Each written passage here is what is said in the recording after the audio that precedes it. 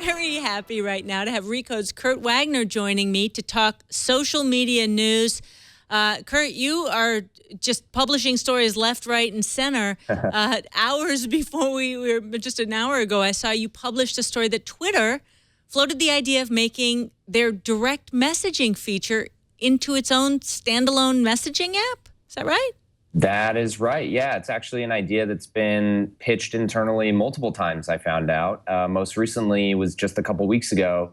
I think the good news for people who love Twitter the way it is now is it doesn't sound like this is actually something that they're going to carry through, but kind of a fascinating idea, right? I mean, there's a lot of tech companies that are kind of building these standalone messaging products. There's a lot of value they see in kind of connecting people with retailers or shoppers or brands. Twitter would love to do all those things, but right now they don't have a standalone messaging app. So the idea was intriguing, but sounds like they're going to stick with DMs for now is what I'm hearing. Well, considering the turnaround efforts that they are working on, it doesn't seem like the worst idea, but is that decision to stay with it the way it is because they're too late to the game? It's a little tough to tell. I think that is a very valid argument, right? Facebook has had Messenger now. I like to compare the two because Facebook's really the one that seems to be driving this whole idea of a one-size-fits-all messaging app right now. They've had Messenger for a long time. They initially kind of forced people to use it. It's almost been 2 years now since they did that. They've already got all kinds of partnerships set up. Twitter, if they were to break out the app right now or break out DMs into its own app, it would really be far behind. And I think that the value of having maybe an app that they could move quicker on might not be the best use of their time, as opposed to simply trying to build within the existing product that they already have. It's a little tough to say. I feel like they're kind of late to the game and that it's better at this point to just kind of say, all right, we're not going to do standalone. Let's go ahead and focus on the DM that's in the app and how can we make that better. But I think that's the thing. That's the thinking that they're just behind the game. Hypothetically, how would they monetize something like that? Or is it just to increase engagement?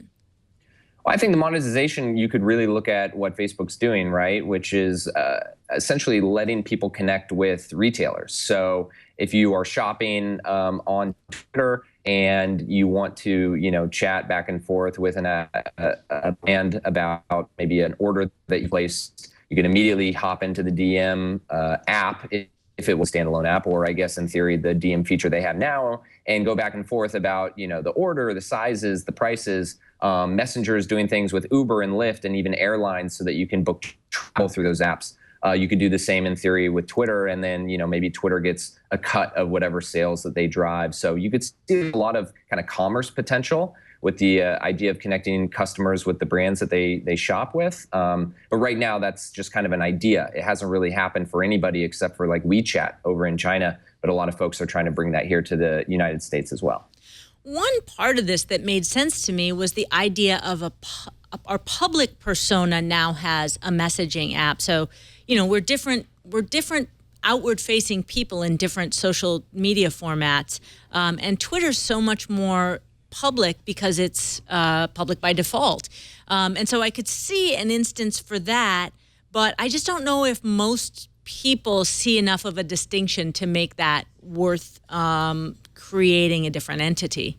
Yeah, that's the concern, right? It's like, what's going to really spark you to download a separate app when you maybe already have 3 or 4 or more ways that you're connecting with people on a private level, right? Because Twitter has always been this public conversation platform. Do they really want to spend time working on a private feature like that? I'm not really sure it's the best use of time, and I don't really know how you would convince someone that it's worth kind of going through that process of downloading that app and really spending a lot of time in it. Another item of interest, a few years ago, and you wrote about this, it seemed like 18 to 34-year-olds were fleeing Facebook, heading to Instagram, Twitter, then Snapchat hit the landscape.